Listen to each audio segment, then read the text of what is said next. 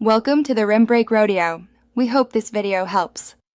You start by making sure drivers and system power are tuned because software overhead kills frames.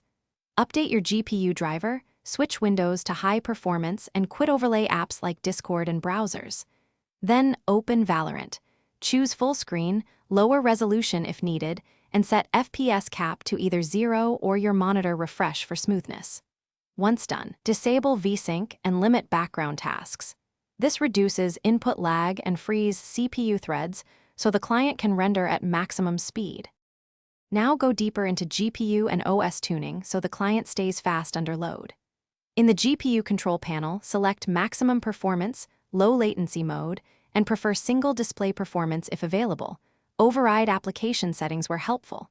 In Task Manager, set Riot Client Services and Valorant Process Priority to high, but do not use real-time. Lower in-game textures, shadows, and effects to reduce GPU bottlenecks. Once configured, enable hardware monitoring to watch CPU/GPU limits. Finish by reducing stutters and ensuring persistence across sessions. Enable shader precompilation where applicable and clear shader cache, then reboot to lock settings in. Test both full screen and borderless full screen while toggling overlays to see which gives steadier FPS, and monitor temps and RAM frequency to catch thermal or memory issues.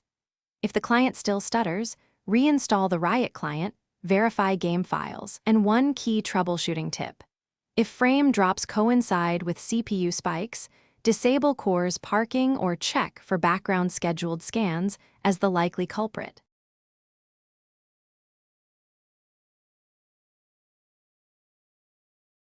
Thanks for watching. Consider subscribing if we helped you.